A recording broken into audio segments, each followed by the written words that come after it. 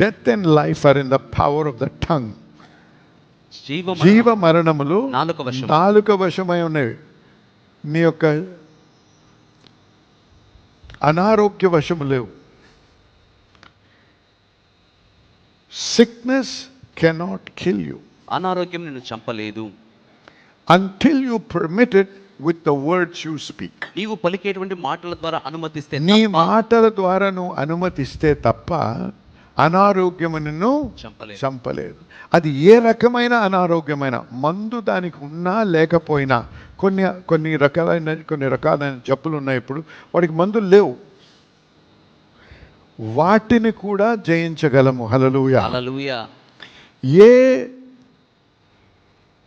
ఏ అనారోగ్యానికి కూడా ఒక మనిషిని చంపే శక్తి లేదు.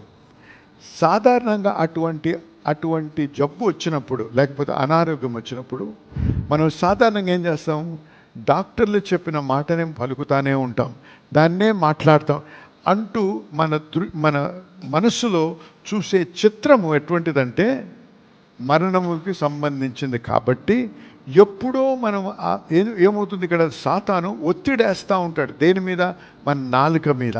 మనము వాడితో ఏకీభవించి మరణము గురించి మాట్లాడినా, మరణము పలికినా, ఇంకా దారుణంగా మారుతుందని మాట్లాడినా ఏం చేస్తున్నాం?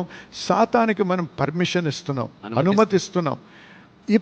ఎప్పుడైతే మనం నాలుక ద్వారా మనం అనుమతిస్తామో అప్పుడు వాడు మనల్ని మొత్తి మనం చాలా కష్టపెట్టడానికి, చంపడానికి కూడా మనమే అధికారం ఇస్తున్నాం.